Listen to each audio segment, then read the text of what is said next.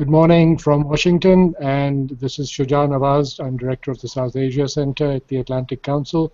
We are delighted this morning to connect with Dr. Shashi Tharoor, former minister in the Indian National Congress government. He is speaking to us live from India. We also have online with us my Deputy Director Bharat Gopalaswamy, as well as our senior fellow Rajan Menon, who is speaking from his own offices in Philadelphia. So I'm going to keep it very short. Just want to say that Shashi Tharoor is well known to all of us.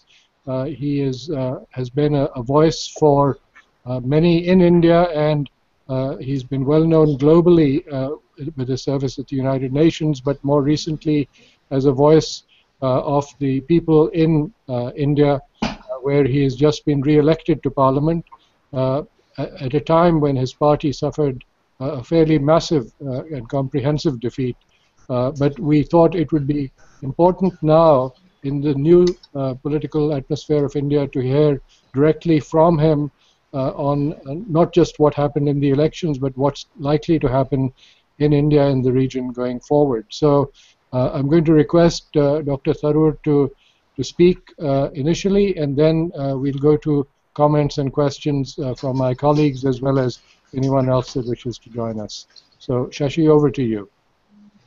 Thank you very much, Shuja, and glad to be connected to the Atlantic Council's discussion on what's happening in India. I must say that we are looking at a cataclysmic event from the point of view of my party, the Congress Party, which has lost power after 10 years heading the UPA coalition government. And at the same time, we are witnessing a new era in Indian politics with the ascension to the Prime Ministership of Narendra Modi, a figure who in many ways will be a more presidential Prime Minister than this country has seen in 3 decades, and somebody who for the first time since 1989 commands an absolute majority for his own party in the lower house of Parliament. This, by the way, is again something we've not been accustomed to in the last 3 decades, given that every government since 1989 has had to be a coalition or at least supported by other parties in the House for its survival. I will say, in talking about this government's attitude to the world, that earlier there were some grounds for disquiet on the part of some of us, and I preface my remarks by stressing that as in America, we tend to take the attitude here that political differences stop at the water's edge or at the borders of our country, and that when we speak of foreign policy, we really speak of India's foreign policy and not a party's foreign policy. Nonetheless, there were some statements during the very belligerent election campaign that Mr. Modi led that had caused some disquiet, both inside India and outside it. There were statements about Pakistan which had prompted a Pakistani minister to actually issue a statement of concern. There had been statements about illegal immigration from Bangladesh, saying that Mr. Modi declared that every Bangladeshi in India should be prepared to pack their bags and leave on the 16th of May, which had of course caused some alarm in Bangladesh. The statements during the election campaign in Tamil Nadu about Sri Lanka had raised some eyebrows and some heckles in Colombo. So there were a number of things that people were worried about. Was this going to be all this talk about robustness? Was there a danger of causing offense? Was there a danger that indeed the rhetoric would paint the BJP into a corner where the slightest provocation on the border would lead the new government to feel obliged to live up to its own professions of robustness and create an international incident that would do India great harm? So these were the kinds of worries that we all had, but I have to say that in the 2 weeks since Mr. Modi's election victory, he's reassured many of us with his statements and his actions. His statements have been accommodative, conciliatory and inclusive, both domestically and internationally. Domestically, if I can use a personal example, I was a bit taken aback to receive a congratulatory tweet from him on my own election, an invitation to work together to take India forward. I mean, for those who aren't aware of this, he and I have crossed swords rather robustly, to use the phrase, during the preceding 2.5 years. So there have been surprises like that throughout. And of course, on the international plane, the big surprise was the unprecedented invitation to heads of state and government of the South Asian Association for Regional Cooperation countries, 7 of them, and Mauritius, which, despite not being a member of SAARC, has a 63% Indian population. And this invitation was greeted with astonishment in many parts of the world, not least in the subcontinent itself and across the Indian polity. Of course, it was the Prime Minister's prerogative to invite whomever he wanted to, but it was an amazing gesture, which I think in the end was appreciated by all who received it, because every one of them came, including the Pakistani Prime Minister, who took the longest to make up his mind about the invitation. But they all came. The only one who couldn't make it for reasons truly beyond her control was the Bangladeshi president, who was long committed to an official visit to Japan on the very same dates. But she sent her Speaker of Parliament to represent her. The suggestion behind this is that Mr. Modi was prepared to put his rhetoric behind him. And I might add that his absolute majority is in that sense quite liberating. It liberates him both from the consequences and constraints of his own political rhetoric, and it liberates him from what previous governments in recent years have been enduring, namely the constraints of coalition rule, where allies such as the chief ministers of various states were able to have an effective veto on India's foreign policy to the countries those states were closest to or most concerned about. And indeed, the threat, the blackmail option that was available to these state governments was they could bring down the coalition in Delhi at any time on any issue that mattered enough to them. And for the first time in Indian political history, foreign policy seemed to matter enough to a couple of state chief ministers that they could actually threaten to jeopardize a central government over it. Now, Mr. Modi has no such constraints. His party has an absolute majority. In addition, he has a further cushion of a pre-election alliance, which has an even further 50, or adds a further 50-odd seats to his majority in parliament. So he's a very secure prime minister. And as he demonstrated on the invitation to Sri Lanka's President Rajapaksa, his ability to essentially cock a snook at parties whom the previous government would have needed to appease or mollify, became apparent when vociferous protests by Tamil parties were essentially quite blithely ignored, and the invitation was extended. I might add that the pattern of relationships with other countries, if I were to do a very quick tour so we have more time for a discussion with the audience. First with Pakistan, as I said, the worry was that given the tendency for incidents to occur on the border, which the Pakistani government usually claims to be beyond their control and conducted by non-state actors, the worry was that the BJP would feel imprisoned by its own rhetoric and painted into a corner would react with a robustness it always caricatured the UPA government for not possessing, and that this could create an escalation. In fact, 2 days after the election of Mr. Modi, an Indian soldier was killed on the border, and yet the BJP not only did not react with action, which was understandable since they were not yet the government, they had not yet taken office, but it did not even react with inflammatory language. And that was a very encouraging sign.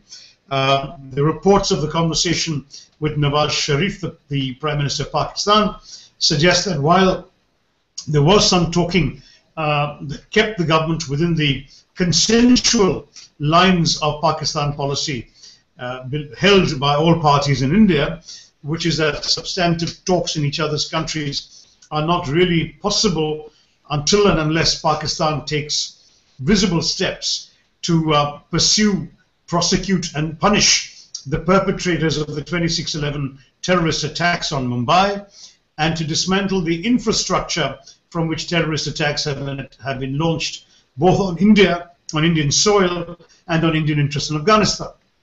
Now, that position appears to have been reiterated by Mr. Modi, but at the same time, it has been indicated that there was a great deal of willingness to talk business and trade and normal economic relations, which seems to augur well for the development of a warmer climate between the two countries.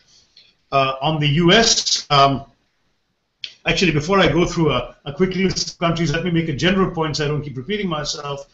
It is clear to me that Mr. Modi's foreign policy, judging by these first couple of weeks since his result and his first 4 days in office, is likely to be marked particularly by an emphasis on economic relations, on doing business, as it were, with other countries, which is something that is characteristic of a chief minister who devoted a disproportionate amount of his energies to soliciting investment, both from abroad and from within the country. So coming back to the US, I don't believe that the visa issue, the denial of a visa to him in 2005, will be allowed to rankle. I think there will be a red carpet unfurled for visiting US businesses, and investment coming to India will certainly be welcomed by Mr. Modi and encouraged. Similarly with China, though there's been some bellicose rhetoric about incidents on the border, it must not be forgotten that Mr. Modi, as Chief Minister of Gujarat, made no fewer than 4 visits to China. And therefore, it was not a surprise that the Foreign Minister of China announced a visit very quickly to India before any others have done so. And the Prime Minister of China has already had a conversation with the Prime Minister of India on his 3rd day in office. As far as Europe is concerned, the European Union ambassadors were the first to reach out to Mr. Modi amongst the entire international community, and did so quite overtly more than a year ago. And this, I think, will hold them in good stead as Mr. Modi looks to a continent with which trade already has become the most significant aspect of the relationship. With Africa, an area where Indian businesses have been active and where the Indian government has paid a great deal of post-colonial political attention, Mr. Modi is bound to pay more attention because a significant presence on the African continent is of Gujarati expatriate businessmen from Mr. Modi's home state. And it can be assumed that their interests will get a sympathetic hearing in the new Prime Minister's office.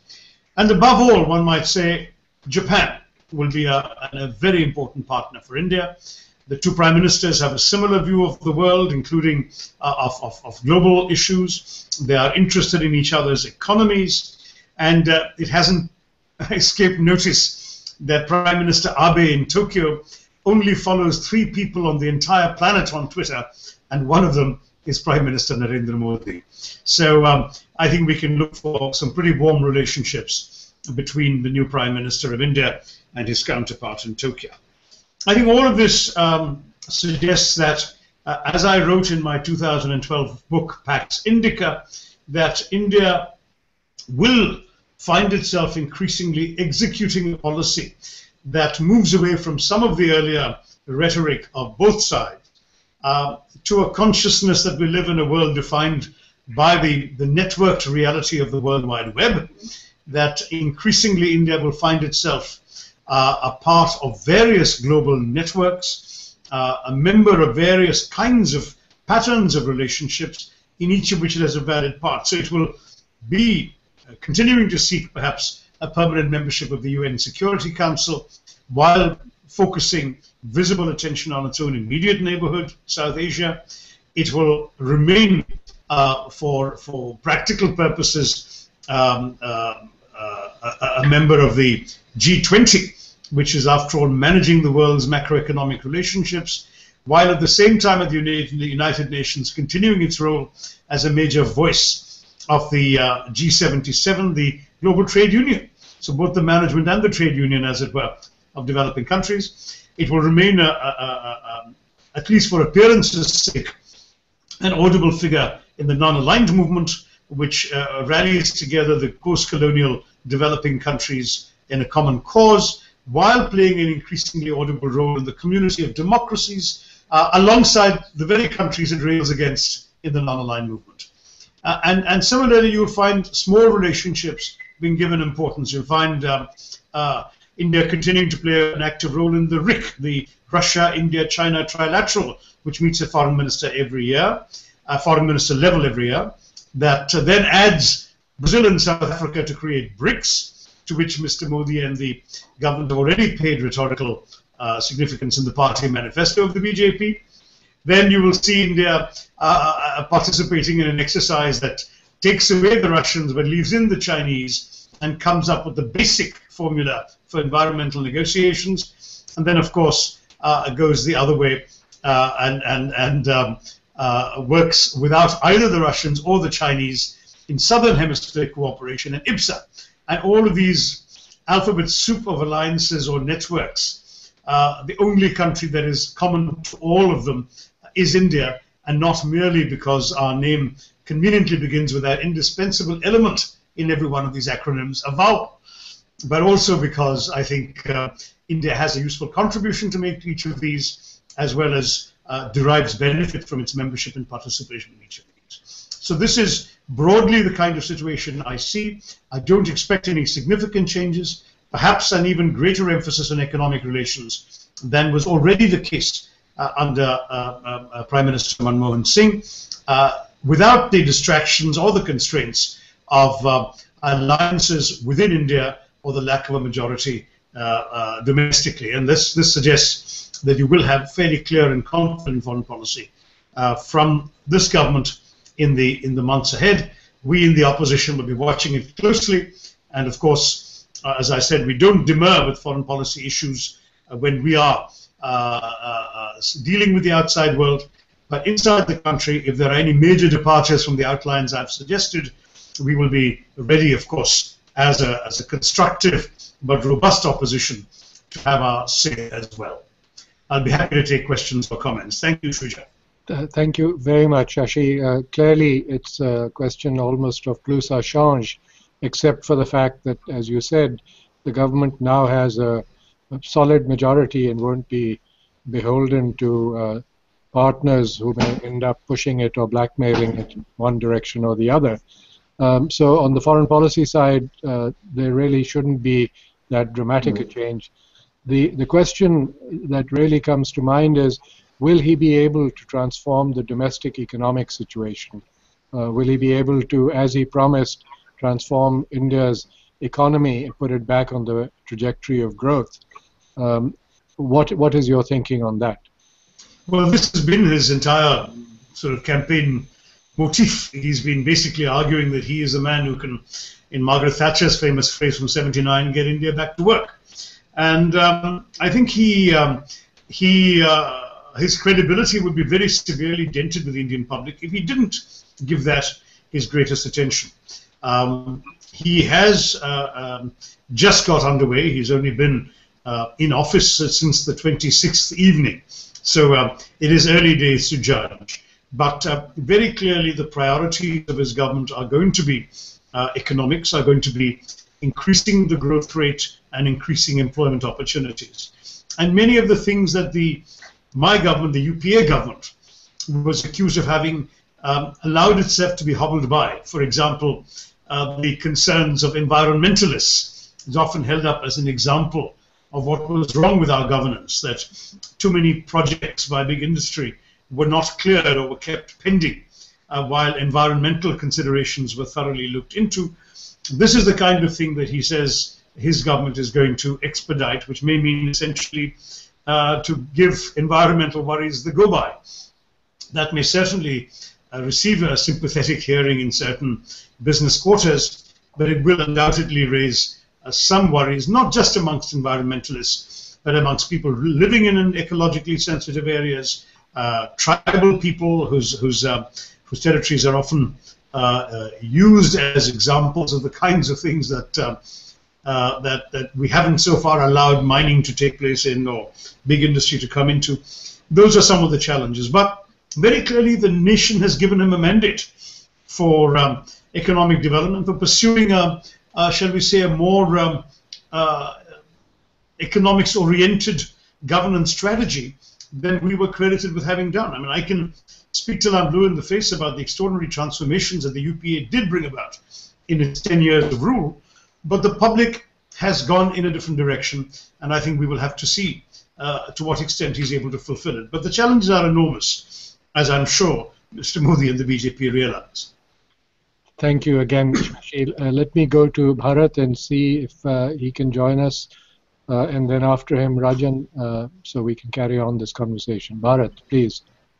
I actually have some kind of question for Shashi. You know, it is something that, yes, the nation has given him a mandate, but if you look at the percentage of votes, he's only gotten 31%, and the rest of the 69% has voted against him.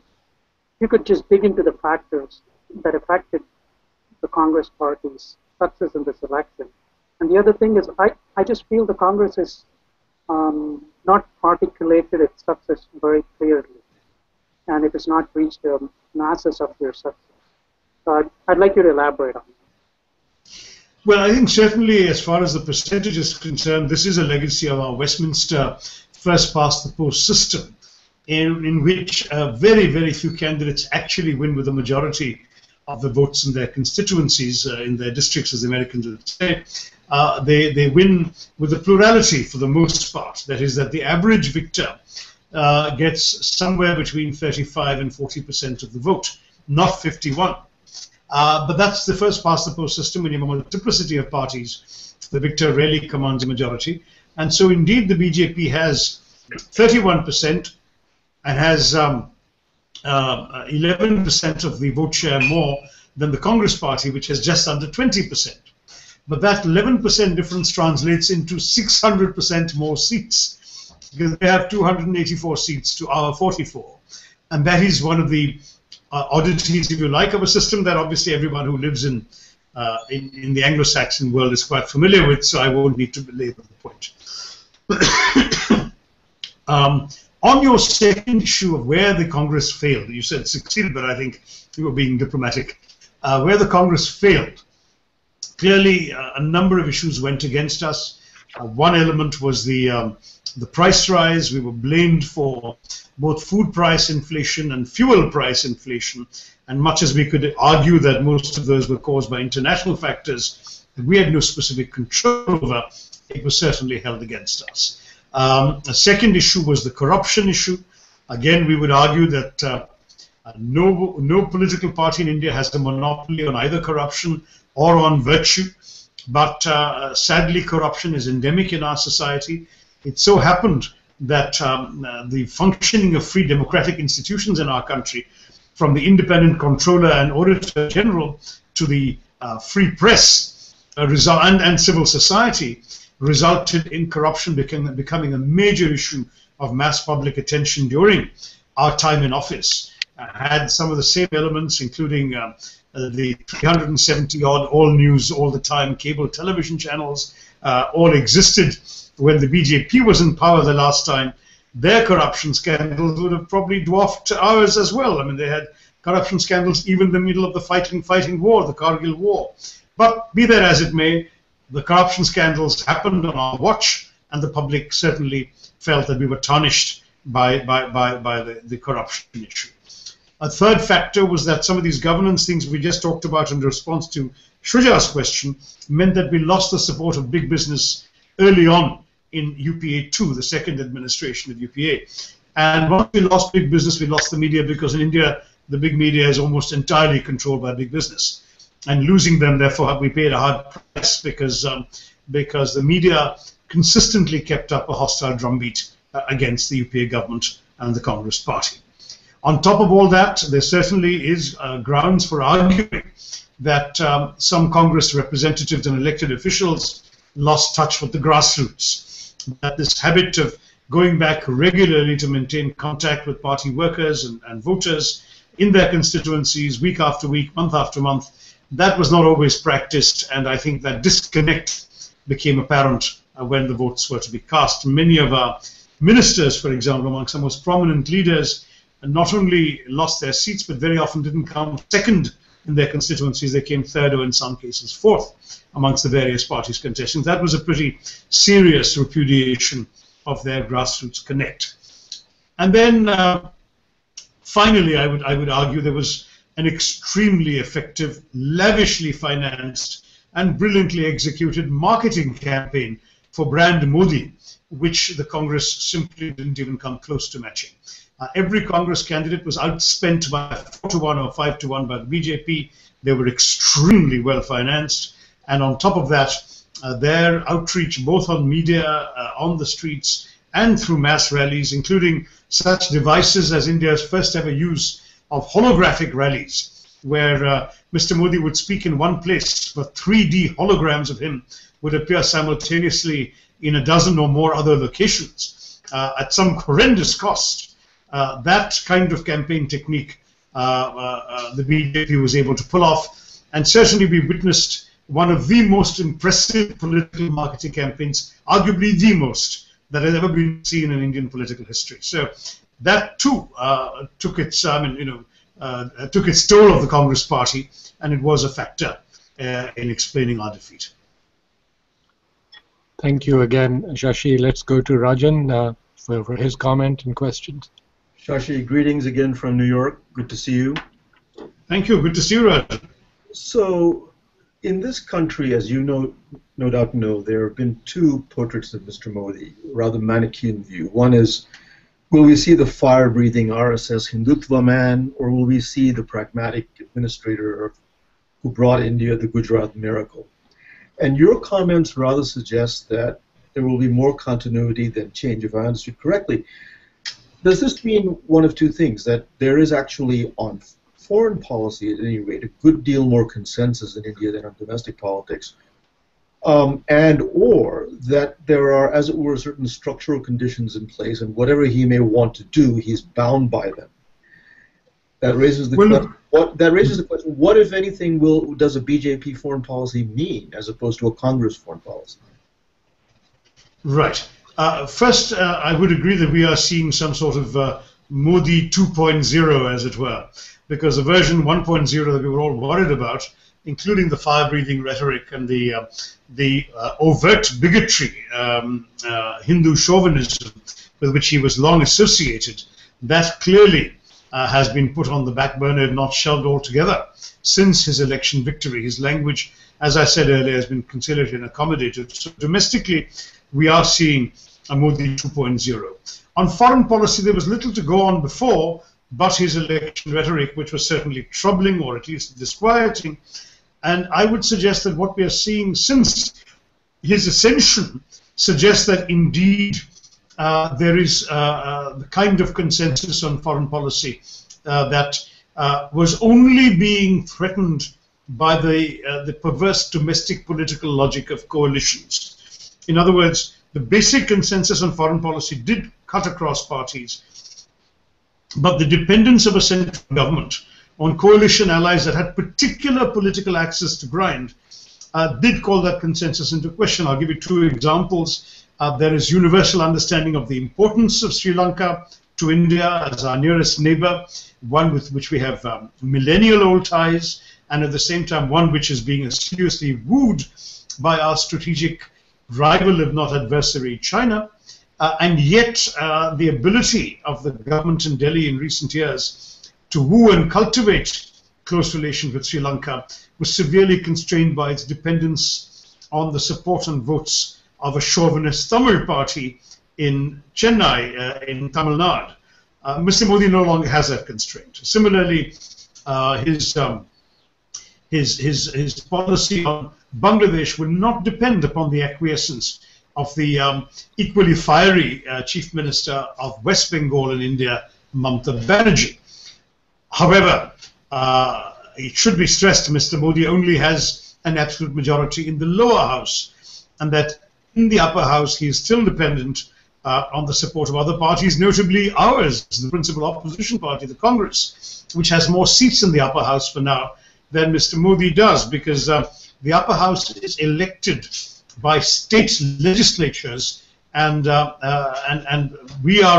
strength in the upper house reflects a period of dominance in domestic politics, which gave the Congress party 13 state governments out of 28 in India.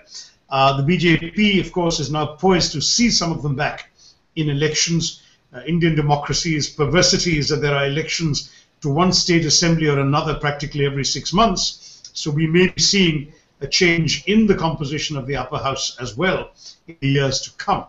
But certainly for the next year and a half or so, the BJP will be smaller as a party in the upper house than the Congress, and that too will work towards consensus. A final thought, Rajan, is that the Manmohan Singh government had articulated a very clear vision of the place of foreign policy in our priorities. We argued that the entire purpose of foreign policy to us was to serve the interests of our domestic transformation.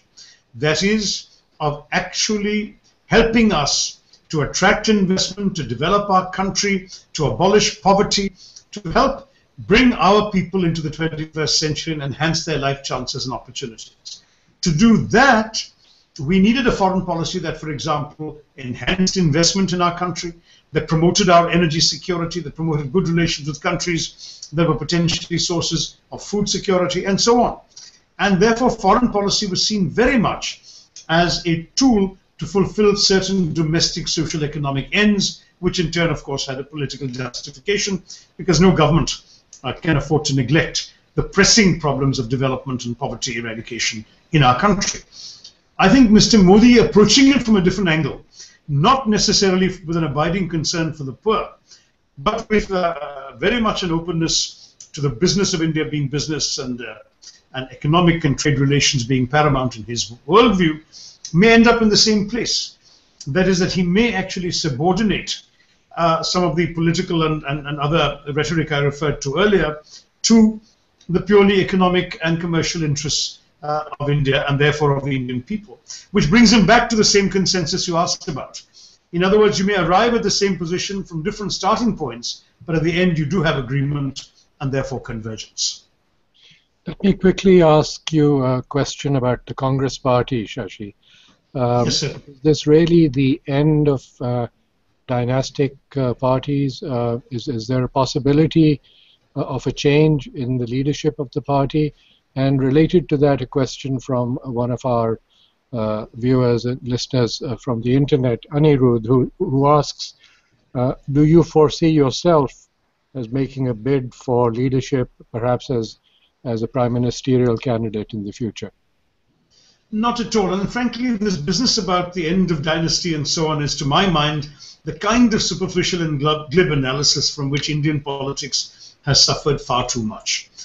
First of all, yes, there is undoubtedly a tradition in India of professions being inherited by the children of their practitioners. This is true not only in politics, which is where, by the way, it's widespread, not just in the Congress Party, but in very many of the regional parties, though the BJP, I must admit, is an honorable exception.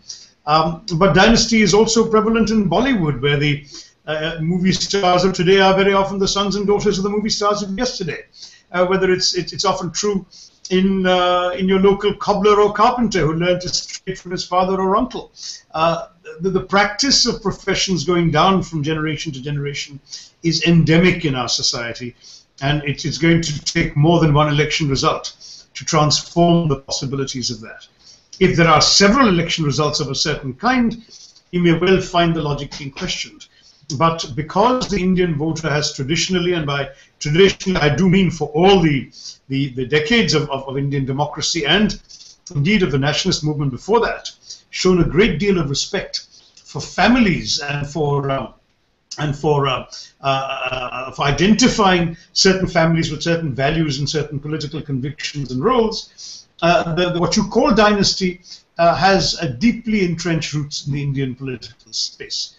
Furthermore, of course, one of the reasons that the Nehru-Gandhi's DNA has been encoded with the DNA of the Congress Party is precisely that you are actually looking at a family that has won elections. This is not the first electoral defeat the Congress Party has suffered.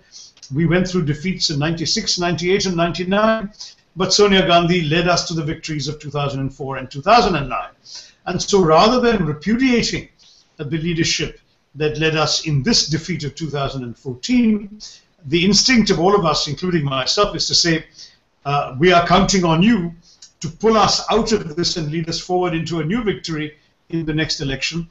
You're our leaders. You have a responsibility to get us out of this trough. That's the way in which most Congress people have seen the role of the President, Sonia Gandhi, and the Vice President, Rahul Gandhi. Now, it's early days yet. We are still absorbing and digesting the lessons of this defeat. There is an extensive and serious process of introspection going on. I know both the President and the Vice President are meeting dozens of people daily from across the party and across the country to get a sense of what they believe went wrong and what needs to be done to put it right. This churning within the party will undoubtedly bring about some changes, but not, we believe, at the very top, at least not in the foreseeable future. And I think that we are determined to be a credible, robust, and at the same time constructive opposition, even with our reduced numbers in Parliament, and to continue being a very important voice for an alternative set of beliefs about the way in which India should be domestically and culturally and as a society, and at the same time to hammer away for pluralism, which we in India call secularism, though we don't really imply by the absence of religion, but rather the multiplicity of religions that India is famous for. Will be a voice for inclusion, social justice, inclusive growth in our economy, and for keeping the government of the BJP robust and honest. And as to your internet questioner, Anirudh, let me say to him, thank you for the very kind faith in my abilities. I have no such illusions myself. People who know Indian politics know that I'm far too new an entrant into Indian politics after an extensive international career to have any such aspirations or delusions for myself. But thank you nonetheless for the vote of confidence. Let me go on to Rajan to see if he has another question, and then after him to Bharat, because we realize that your time is short. So I'm afraid those will have to be the last two questions, yes. Shuja. Yes.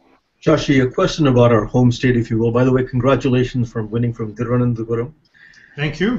One of the things that's been said about the BJP, it probably will be said less now, is that it has by and large been a North Indian party, cowbelt party, if you will. Is that changing, or are you struck by the fact that in Tamil Nadu and Karnataka and certainly in Kerala, it hasn't put down deep roots? And if that is true, and I defer to you, what does that mean in terms of its future as a political party?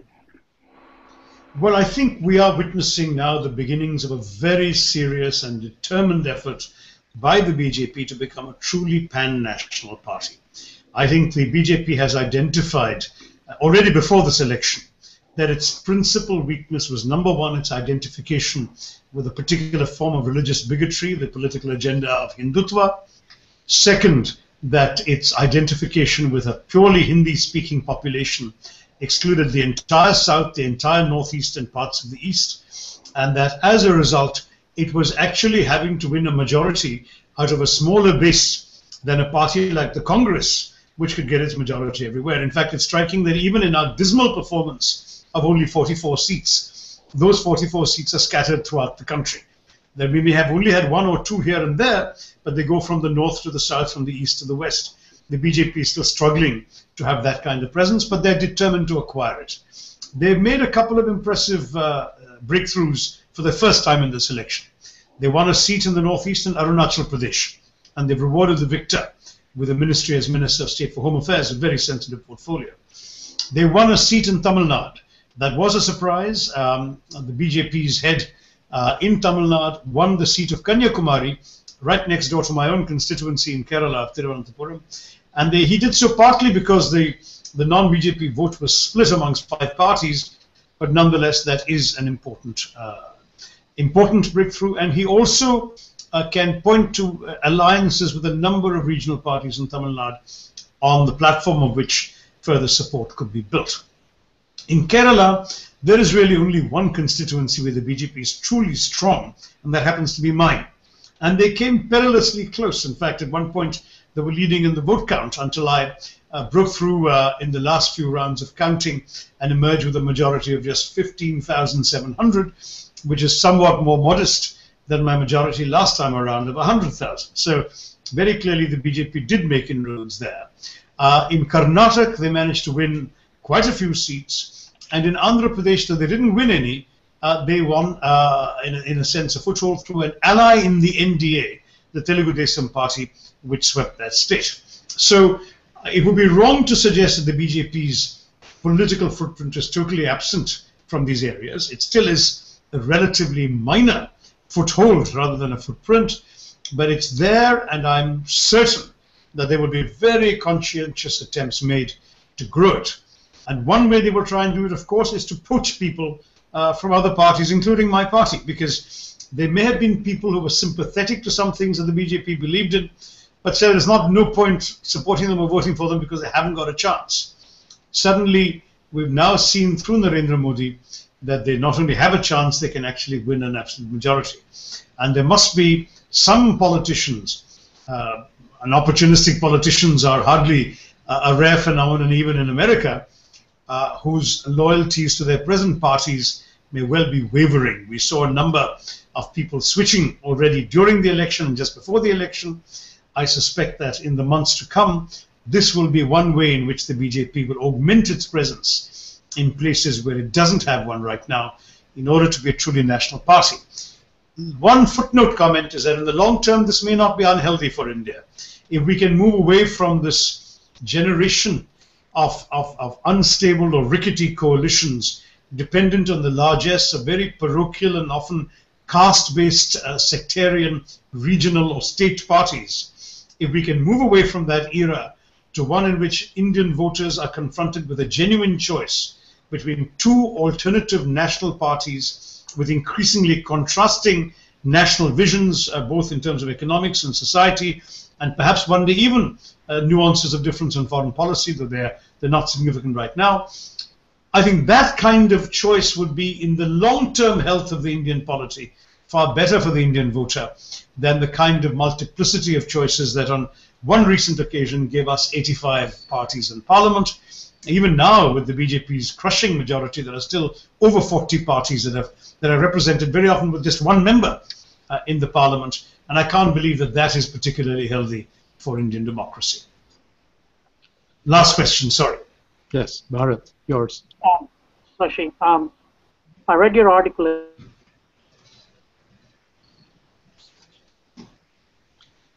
I seem to have lost Bharat, I'm afraid. I've lost Bharat. I'm so sorry about that. We are grateful. He's come back. He's come back. One of the points there was articulating a vision for the future, for especially the young aspirants in India. What is the vision in your thought? Right. Well, since many of you lost the first half of Bharat's question, he was clearly referring to an article I published in our popular news magazine, India Today, in which I suggested 8 things the Congress Party could and should do to revive itself. And one of them was to articulate a vision for the future for India's increasingly young electorate. This time around, 40% of the electorate was under 35, and next time that percentage will only increase. In fact, the next 2 or 3 times it will increase until we will have an election one day in which a majority of voters are under 35. That's the way the Indian population graph is heading. So if you want to be viable over the next couple of decades, you're going to have to cater to the aspirations of young voters. The BJP was surprisingly quicker off the mark in doing that than we were. And I would argue that at the moment, in the present state of our economy and indeed of the global economy, what young people are most anxiously looking for is assurances for jobs, that is employment, and for adequate education and training opportunities to get them that employment. And these 2 things are areas in which the Congress Party has done some thinking, has a clear vision, but has clearly failed to communicate it, and perhaps has failed to implement it. I mean, that's something we have to admit. So we need to be able to say to voters, this is what we're going to be doing for you, both in terms of getting you decent education and or vocational training, to equip you for the employment opportunities that 21st century India offers you. And that is the message we have to do, not only in terms of election rhetoric. We have to actually implement our ideas for both education and vocational training, and therefore employment generation, first of all in the states which we are now ruling, and second in terms of the policies we advocate in the center where the BJP is now ruling. in the federal government. So this is my message. If we can do that, we can credibly point to young people saying, look, these are what we stand for. If the BJP had only listened to us, this is what you would have had. That gives an alternative to whatever the BJP does. Obviously, the BJP may well steal our thunder and do precisely what I am recommending. But I feel that, at least for now, where we're running more states than the BJP is, and we do have more experienced voices at the national level than the BJP has, we should put these issues up front in our messaging. Thank you very much, Shashi. We really appreciate you taking this time, and we hope we can connect with you again. We are going to carry on our discussion, and in a little while connect with a person from the BJP to hear from them. I think the gist of what you're saying is the election is over. It was a great victory for the BJP, but now comes the really tough part, which is translating the promises to meet the heightened expectations of the people, and especially the youth. So we look forward to seeing your progress, your party's progress, and of course seeing how the BJP tackles this great victory. Well, thank you very much. I enjoyed the interaction. I'm assuming that a link to this webcast will be available in your archive, so I can tweet it, and those who missed it today can listen to it later. Do send that to me, or have your staff send it to me. Thank you all. Enjoy the rest of your discussion. Thank you. Goodbye. Bye. Well, we can carry on in the meantime. I think Pradyut is almost ready to join us. If he is, then we don't have to talk amongst ourselves. We've just said goodbye. Yes, very much. I'm kind of ready to join you. Okay, excellent. Well, it's good to see you again, even though it's virtually. So delighted to have you online. For those who are following us on this Google Hangout, just a few words on my part about Pradyut. He's an Indian politician, currently a national executive member of the Bharatiya Janata Party. Previously, he was the state general secretary for BJP Assam, the national convener of their information technology cell, and a member of the national media cell. He's directed a private media software company for 6 years before entering politics, and is also a well-known commentator in the Indian media. His pieces have been carried in the Indian Express, the Times of India, the Economic Times, and the Pioneer, and we were delighted to meet him on his last trip to Washington, and delighted now to connect with him again. So I'm going to, instead of posing the first question, go back to Rajan and offer him the opportunity of a comment or a question from our friend from the BJP. Mr. Bora, a pleasure to meet you. Congratulations on your party's victory. Thank you very much. A pleasure to meet you too. And all the best. Now, hearing Shashi, I don't know if you heard him, but the burden of his characterization of your party's victory was that it ran an extraordinarily smart campaign.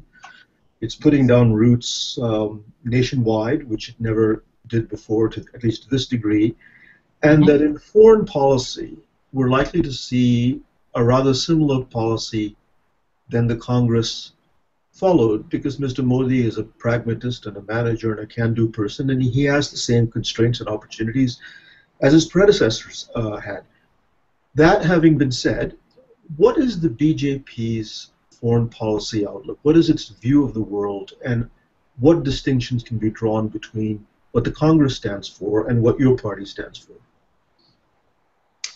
Well, I think the foreign policy of the Congress is largely a throwback to the Cold War era, and a throwback to Nehru and his policy of non-alignment. And I think it was the BJP during our regime that clearly articulated that the United States and India, we make for natural allies. And I think this is a fundamental shift that we saw between what the Congress considers their foreign policy and what we consider ours.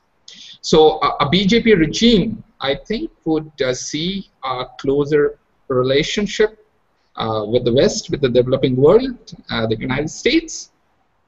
And I think it is going to be an India which is much more sure of itself.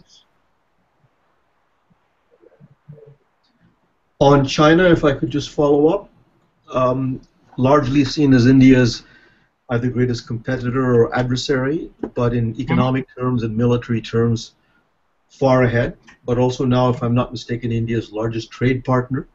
So opportunities for cooperation, potential for conflict. How do you size up the China issue? Well, I think BJP is fairly cognizant of this blow hot and blow cold relationship with China, and also the kind of potentialities of cooperation and the current difficulties that we have.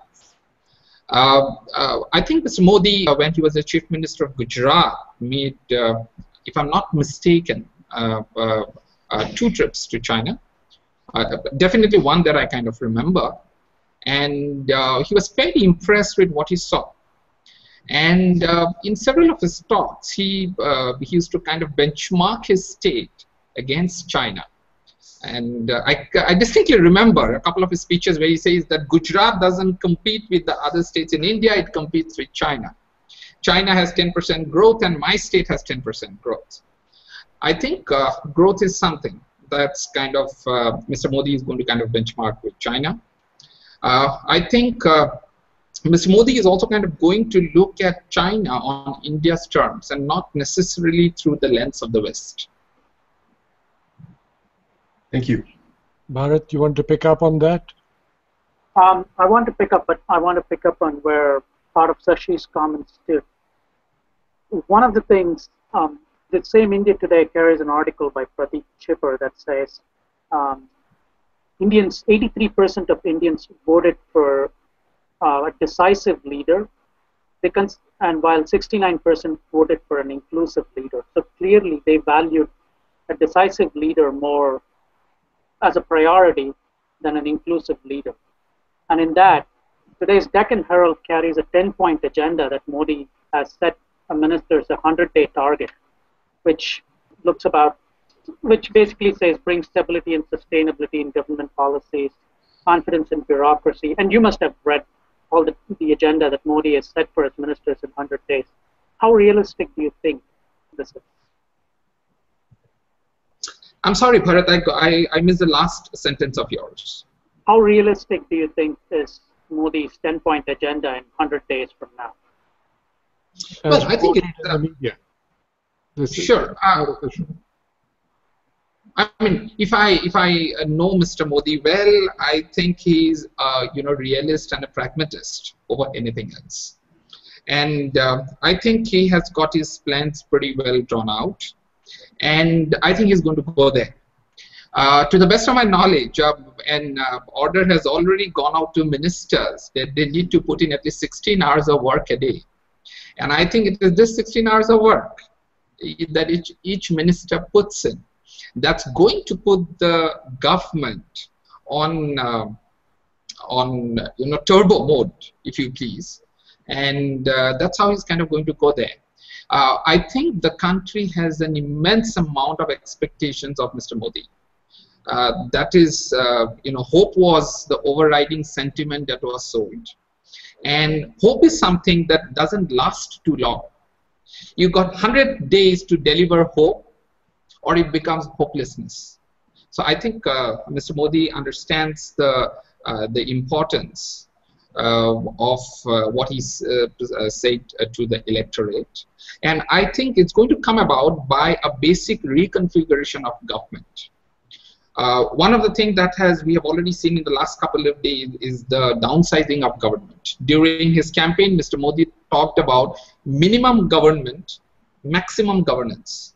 The argument was if the United States could run itself with 11 cabinet ministers, why do we need a jumbo cabinet of so many cabinet ministers? And why do we need so much of red tape? So the way to cut red tape is downsize government, empower decision making, and accountability. And I think this is what he has set in motion.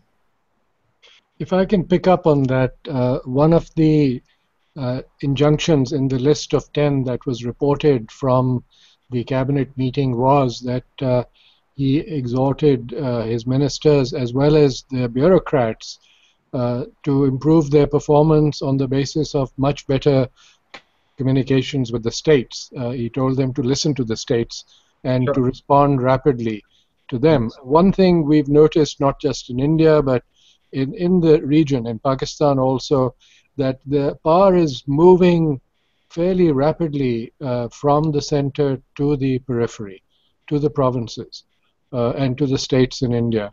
As Shashi also mentioned in his comments, the BJP doesn't control all the states. So there will need to be much more collaboration with the states and their governments. And the less government is really going to be based on more government at the local level and much less interference from Delhi. What do you think will be the effective policy of Mr. Modi, particularly if he's going to try and change things in a hurry to meet these expectations that he's raised through a very effective campaign? Sure. One of the things Mr. Modi has announced is a Prime Minister's office in every state capital. Now, a president's office or a prime minister's office is an office that is in the national capital. But Mr. Modi has announced an extended office in every state capital so as to monitor development.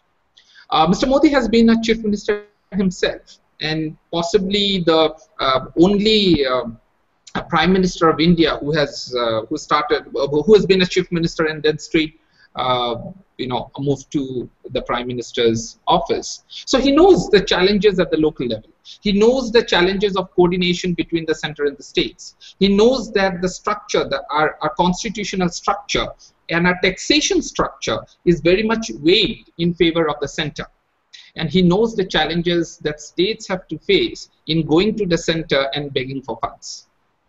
He also knows that once funds come to the states, the challenges of accountability, that there's very little accountability of central funds going to the states. So his challenges are therefore that how do you kind of reduce the need for states to come to the center with a begging bowl, number one. Number two, the funds having been allocated in a more just and or justifiable manner, how do you ensure that every rupee spent by the government, a maximum amount of it really reaches the intended beneficiary? I'm sure you know of Mr. Rajiv Gandhi's very famous comment of of every rupee the central government spends on development, only about 12 to 15% reaches the intended beneficiary. The rest, 85 to 88%, is either spent on bureaucratic overheads or is simply kind of leaked from the development pipeline to corruption and to all other ills. So therefore, how do you get the maximum bang for the central government, the federal government's development aid? So these are some of the challenges that he has kind of faced himself in his role as chief minister. And now, having become prime minister, he is putting in place the institutional mechanism to really address these challenges. And the first is an extension of the prime minister's office in every state capital. So you want to access the prime minister, you don't really have to come to Delhi. You go to your state capital. Rajan? Thank you. I was struck by your very refreshingly honest statement on the BJP and the United States, and you spoke of a natural alignment. I don't want to put words in your mouth, but let me ask you what that means in concrete terms, because there is the usual pablum about two democracies, economic opportunity, but let's look at some specific things. On the military front, as you well know, about 80% of India's force structure is now based on weapons of Russian/Soviet origin. Do you see a change there? Not immediately, but over time. Do you have in mind an alliance or an alignment? And if so, underpinning that, would the country that is really the occasion for that alignment be China? And I would also like to ask you a question about Israel, because there has been over the years in the BJP a great deal of a positive attitude toward Israel, a sense that opportunity has been missed. Do you see any changes in Indian-Israeli relationship under the BJP, Mr. Modi having been to Israel at least on 2 occasions? Sure. Yes, I think there would be a change in India's relationship with Israel, but that change would only be positive. I think it's only going to increase with a BJP regime, number one. Number two, as far as the United States is concerned, and particularly with defense, I mean, the party is yet to come out with a defense strategy document or a defense vision document. So I'm merely kind of anticipating, or I'm merely kind of articulating what I suspect may end up to be my party's defense plan. But I think one of the pillars of the Indian defense establishment has been the emphasis on indigenization. I think I think one of the things that would be of interest to the BJP, with particularly the United States, therefore, is kind of technology transfer. And I think that ability to work out a deal whereby the United States gets a market, we get technology, is something I think that could possibly work during this time. India has kind of realized its military challenges. It very clearly needs a 2-frontier land force. It clearly wants a blue water navy with power projection capabilities far out to the sea. It has got a certain vision for the Air Force, and I think it's going to require massive inputs of technology. And I think the kind of stasis, or the kind of paralysis in defense procurement that has kind of come about in the last 10 years, the refusal to take a decision, key acquisitions are pending. I think we have to make up for lost time. And you can only make up for lost time by really thinking out of the box. Now, what are the exact elements of those out of the box thinking? I can only speculate. And I think it would have to be really creative thinking in the realm of technology acquisition. If I could just follow very quickly, do you anticipate, and I know it's early days yet, but do you anticipate, for example, a diversification, however small to begin with, in India's defense procurement as regards other countries? I think so. I mean, I think so. See, there is a kind of a natural tension between our defense production establishment and the people who actually kind of use the end user. And I think this is kind of only natural, that if I'm an end user, I really want the latest in the world, the latest in technology, and there's of course always a gap between what is available, the latest available in the world markets, and what we would be producing at kind of that very moment.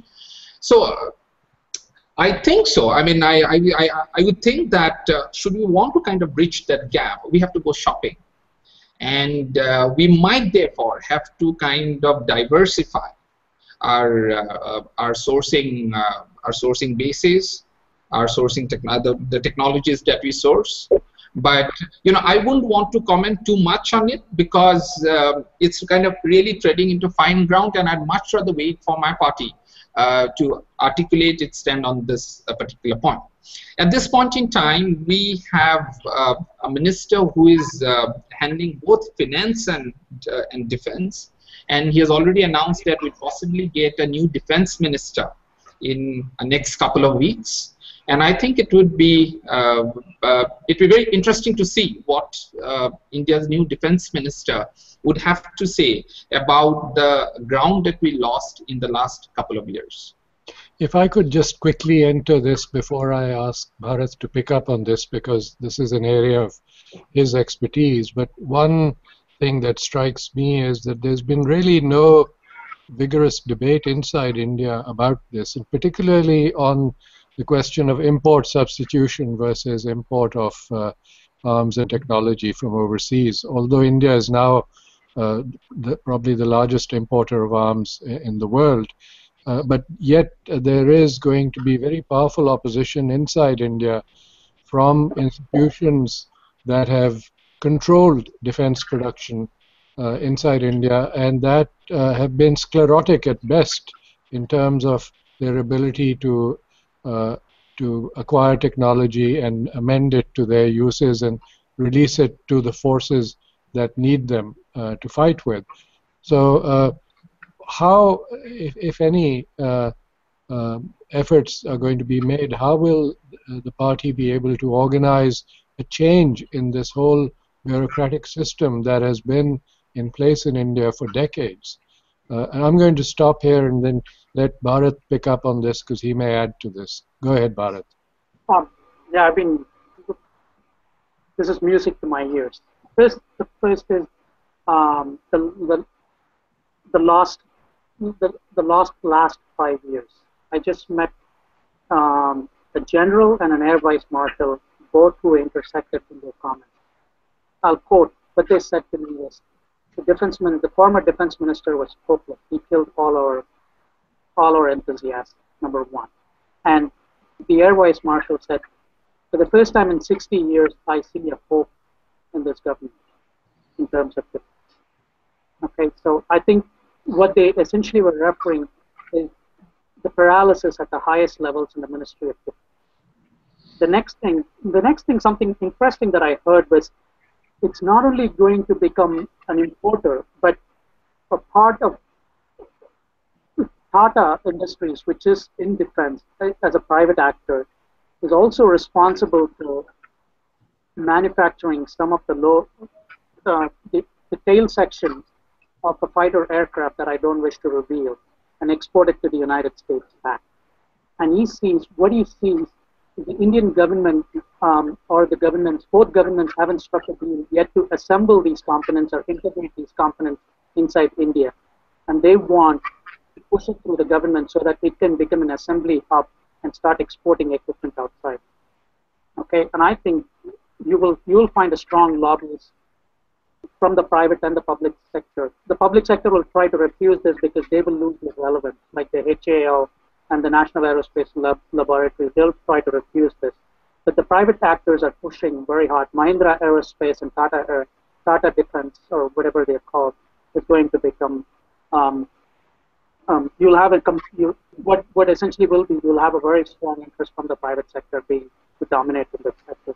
The third thing I wanted to go back to Rajan's point is diversification. Yes, Indians are extremely comfortable dealing with the Israelis. They say getting to a contract, clinching a deal on the contract with the Israelis is extremely difficult. But once it's signed, the implementation proceeds without any problems. Whereas the problems with the United States start once you sign the contract, and they cite the State Department to be the most horrendous player in this. They say, like I've often said, the DoD looks for opportunities and the state looks for problems, and that's where the State Department comes in. Rajat, would you have a response to that comment? Well, I just missed the last part of the last sentence of what Bharat said. Bharat, if you could just speak the last sentence, and then I'll come back. The last sentence is essentially, the point is essentially, Indians are very comfortable dealing with the Israelis and the United States, and there is a decrease in confidence with the Russian supplied equipment. So with the BJP government in power, and I think I also saw an article where Sushma Swaraj said Israel is one of our favorite countries. So you will see an increasing, your trade with Israel as defense imports from Israel is going to increase, and so is with the United States also. It's problematic, but Indians are cognizant to realize some of the best technologies that are the state-of-the-art technologies available today are with the United States, especially when it comes to people. So I just pick up on what Bharat said kind of earlier on in his points. That about the domestic pressure from India's own private sector in the field of defense and aerospace. We have some very good Indian companies, old Indian companies, which have traditionally been in other fields, in FMCG goods and automobiles and so on and so forth, and heavy engineering and so on and so forth. And now they have progressively been partnering the Indian government's defense production efforts. Companies like Mahindra, companies like L&T, companies like BHEL, and so on and so forth.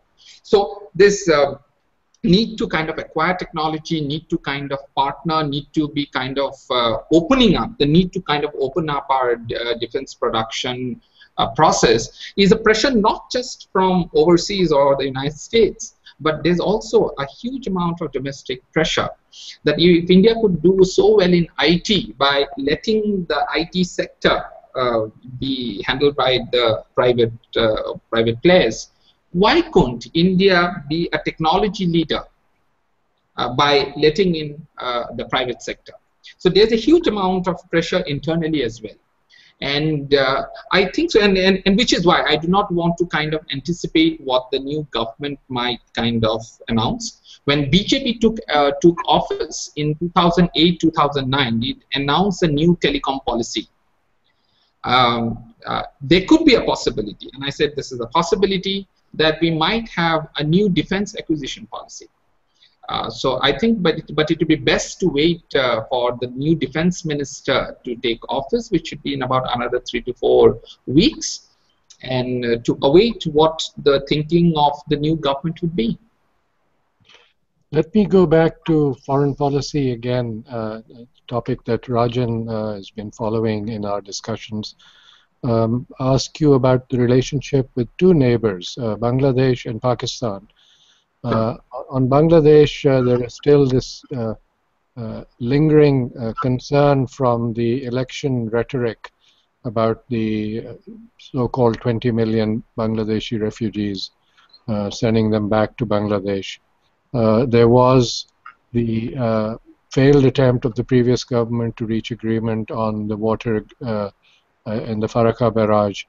On Pakistan, how did you read the tea leaves following the visit for the inauguration of Prime Minister Modi, and will Pakistan be able to deliver its side of the bargain enough for Prime Minister Modi to take certain steps that will allay Pakistani concerns, particularly on the trade front? So do you expect rapid movement on that front, or is this one of those boxes that has been checked off for now, and the concentration will be more on the domestic scene? No, I don't think this is something that would be ticked off the box for now to come back at a later date. I think this is pretty much on the agenda. It's pretty much on the table, and I think Mr. Modi sent out a very, very powerful signal when he invited the leaders of all our neighboring countries to his inauguration.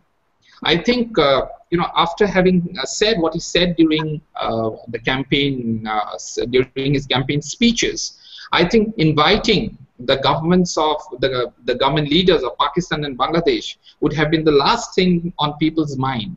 And it came as a complete surprise to most people. And possibly it gives an early indication of Mr. Modi's ambitions for India, that if India is to play its rightful role in the world, you need a very strong and a very cooperative neighborhood. As regards trade, I think the government has already signaled to Pakistan its intentions to go forward on trade.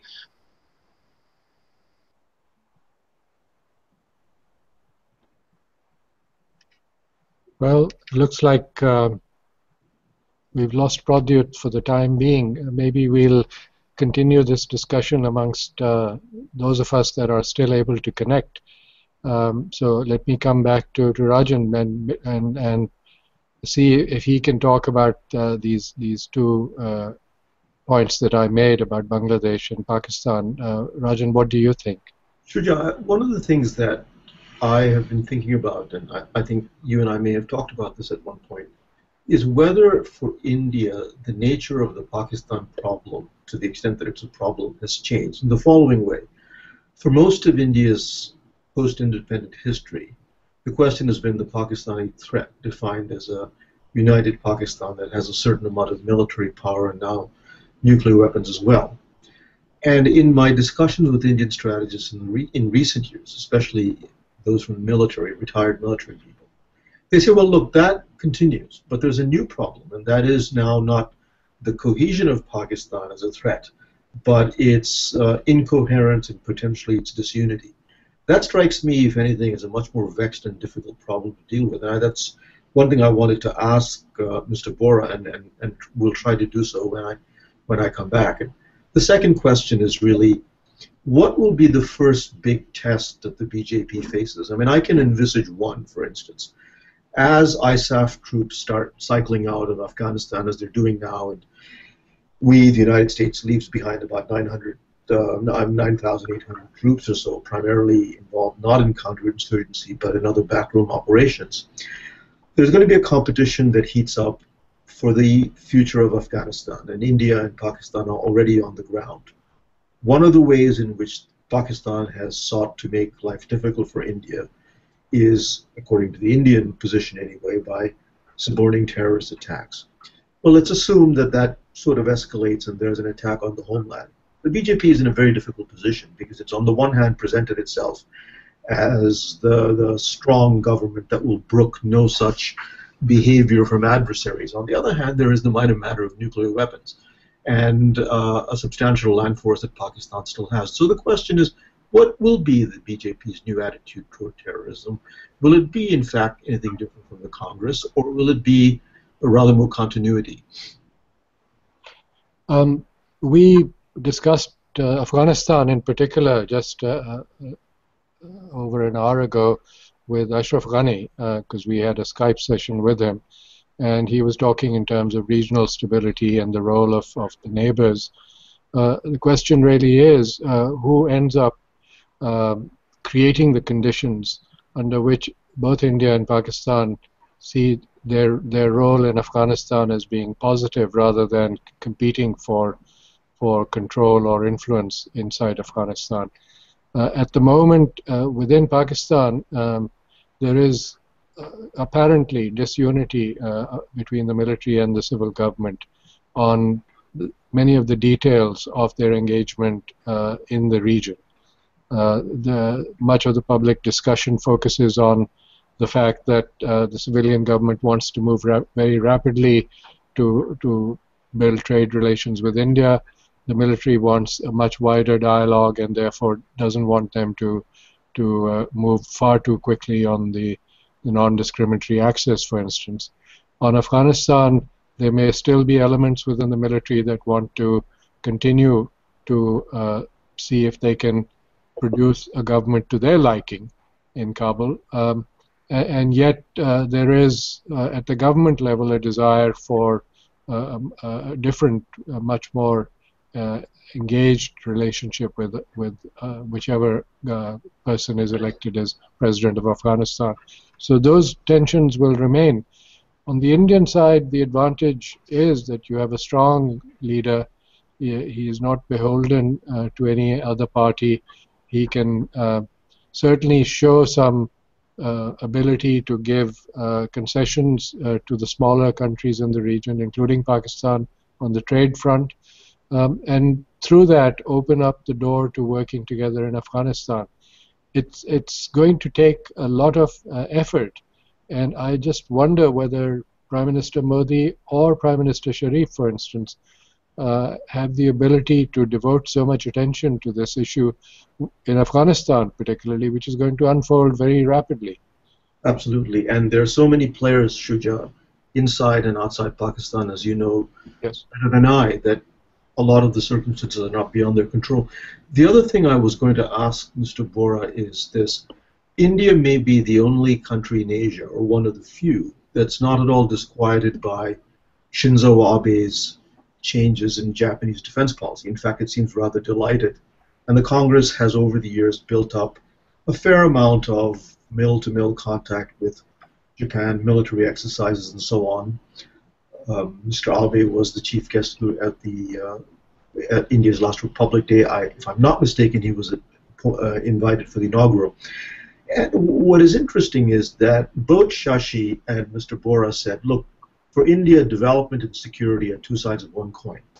Well, Japan, like the United States, can deliver on both fronts, technology transfer, and while it can't deliver the kind of defense balancing potential that the United States can, Japan, in fact, has a fairly substantial military apparatus, and it's situated on China's eastern flank. So one of the things I would see, in addition to changes with Israel and the United States, look very closely at where the Indians and the Japanese take this relationship, because it's potentially one of the more interesting post-Cold War shifts. Yes. Maybe Bharat can join this discussion at this point while we wait for Pradyut to come back online. I hope he's able to. Yeah, no, I'll go on to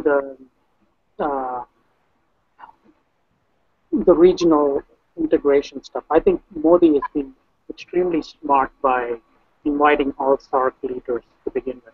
As we all know, South Asia is the least integrated region, but also the most populous region. And I think in one of the speeches in Ahmedabad, I quote Modi, he said, the only solution to every problem is development. Without that, India's destiny will not change. The road to achieving this objective lies through peace and stability in India's immediate neighborhood. So he's clearly recognized where he begins his foreign policy of India, which has traditionally been West-centered. So that's point number one. And and I think inviting Nawaz Sharif in the framework of SAARC was also in some ways a signal to critics who suggested that he would take a hard line on Pakistan. So this was in domestic terms saying that I am willing to engage with the neighborhood and especially with Pakistan, but on my own terms. Like Nawaz Sharif invited him to Pakistan, but Modi just gave him the invitation and asked him to come to India for a swearing-in ceremony. This is something like in military you have a saying: amateurs talk strategy, professionals logistics. Here is the invite. You come and put Nawaz Sharif on the defensive and try to make him deliver on what India's demands are. So that would be a key point in the immediate neighborhood. On defense, yes, I agree with you. I think it would be very good to see where India and Japan take this relationship forward. I think in the last 1 year or something, you've had 4 or 5 high-level visits from Japan, including the Indian Prime Minister going there. I think the Foreign Secretary, Sujata Singh, was in Japan just before Modi's inauguration, or sometime late in April, early May. And Japan has been, and likewise, Japan has been hinting, not hinting openly, expressing closer desire to engage with India. We'll have to wait and watch where this goes, but I would be very curious to also see where they take this forward. Let me ask you a question, Bharat, on this point. There's been some speculation that Prime Minister Modi is thinking of appointing a senior level person as a national foreign policy advisor, similar in stature to national security advisor. Is this his attempt to bypass the bureaucracy in some way? I would think yes, it is, because I know the first BJP government also created the post of the national security advisor, which was absent until then.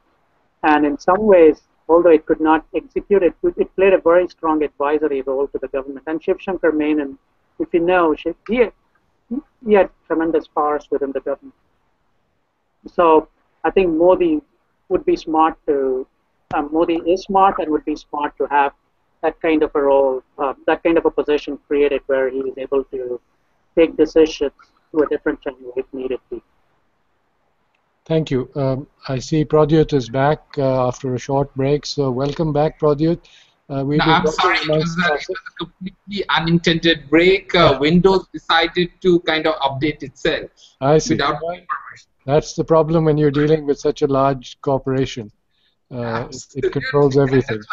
That's why we had some discussions amongst ourselves about foreign policy issues, including a question from me to Bharat about the speculation that Prime Minister Modi might appoint a senior person as a foreign policy advisor along the lines of the national security advisor, and whether this was a way to bypass the bureaucracy. But Rajan also had a couple of questions for you, so let me go to him first, and then perhaps you can join the conversation. And we will promise to let you go earlier because we started earlier with you. So Rajan, over to you.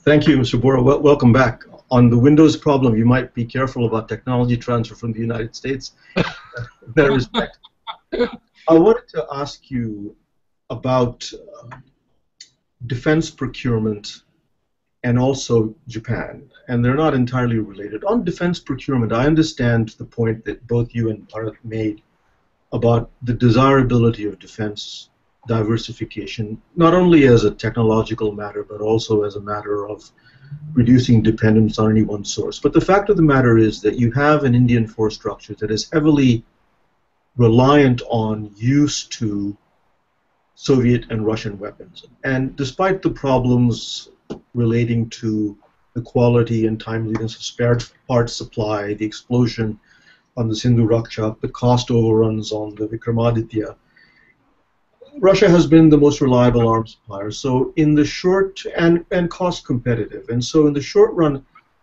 you're the expert and I'm not, but I'm rather skeptical about a very radical change. As for Israel, drones and armor and so on, but I think kind of at the margins. So that's one question. How quickly do you think it'll happen? Second, on Japan, I was saying to my colleagues here that India is among a small number of countries that's not at all alarmed by Mr. Abe's changes in defense policy. It can contribute to India's security and India's economic well-being as well. The Congress Party has nurtured this relationship with Mr. Abe. Do you anticipate Mr. Modi taking it even further? Absolutely. I think the Indo-Japan relationship is kind of going to take incremental forward steps, and I think Mr. Modi would take forward the developments that Mr. Manmohan Singh and Mr. Abe, they both kind of shared. And I think the government of India has already made announcements regarding regarding support from Japan, regarding collaborating with Japan on naval platforms. And I think naval cooperation is an area that we might see with Japan going forward. Again, however, I'd like to kind of emphasize the point I made early on, that we are going to see a new defense minister in 3 to 4 weeks. Who that person is going to be another signaling point about the government of India's intentions. And I think I would wait for these next couple of weeks to hear from the government as to what is it that they are going to do differently on Indian defense. Clearly, there is an appreciation that we have lost massive ground in this last 10 years. How quickly we are going to make up for those lost years, and what different in thinking, what new thoughts are we going to kind of bring about as we look forward. I would wait for this 3 to 4 weeks and not try to kind of speculate too much. Understood. Can I just jump in here? Sure. I think, Rajan, going back to your India-Japan question, I think there is a tweet from Modi that says, "I'm sure we'll take India-Japan ties to newer heights." And I think it was also the Japanese, after Modi's, after he won the election, the Japanese, apparently he had 3 conversations with Abe. That's the most conversations that he's had with any particular leader. And today they stand with the India-Japan trade is at $18 billion. And in a conference in Japan that he's spoken earlier, he's expressed a keen desire for the Japanese to help with the Indian manufacturing and the Japanese help in developing the Indian manufacturing sector, as well as competitiveness for constructing smart cities. He's also requested assistance from them for the Delhi-Mumbai industrial corridor on high-speed assistance on high-speed rail. So these are issues that he's clearly looking at Japan, and I think you'll see the Congress has moved it, and Modi is just going to increase the momentum in this relationship. And with regard to your question on Russia, um, I wouldn't see radical, but you will see an increase in. It wouldn't be radical, but it would be a gradual shift, and a shift that will also increase in its momentum towards Israel and the United States. Yeah. Go ahead, Pradeep. No, I would pretty much echo what Bharat said, is that as far as Japan is concerned, I don't think there's going to be anything radical, but it's definitely going to be several positive steps forward. Mr. Modi has already announced during his campaign speeches of creating 100 new cities, 100 new cities, and with high-speed rail kind of connecting all of them. He has spoken about, as Bharat pointed out, a Delhi-Mumbai industrial corridor, which is almost about 2,000 kilometers long. And I think those are some areas that Indo-Japan collaboration is going to take to a new high. And that that collaboration in urbanization might kind of spill over even to kind of more enhanced defense cooperation. Pradyut, if I may leap in before we run out of time, and I promised to let you go early because you were kind enough to join us earlier. My friend Ashutosh Varshni wrote a piece in The Guardian recently after the elections, in which he said that the Prime Minister elect at that time was seeking to, quote, reshape the entire political universe of India.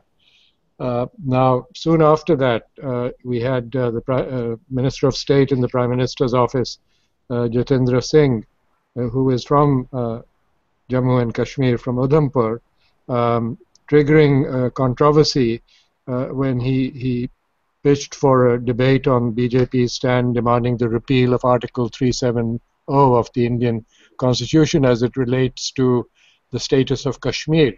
Sure. Mr. Singh later retracted that statement, saying that the controversy is totally baseless, but by that time the debate was already joined in the public sphere.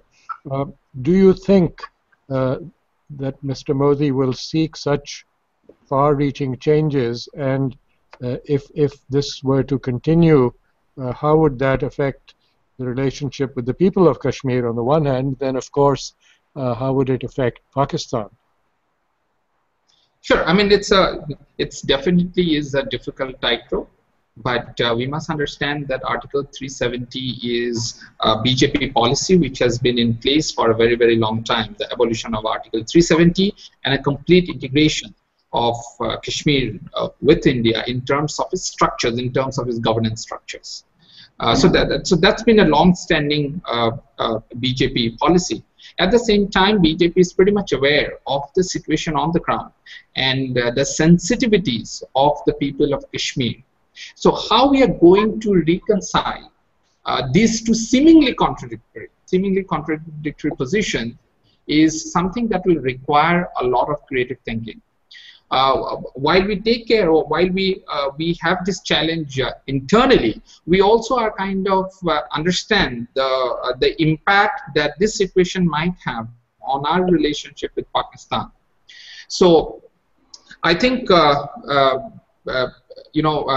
government has been in office only less than a week, and this is something that the government will sooner or later need to figure out, because this issue having been raised by a minister in the Prime Minister's office is going to again kind of surface.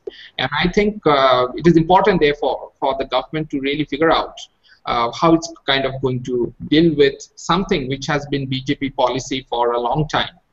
And yet, given the situation, given the volatile situation, is something which is very sensitive both internally and externally.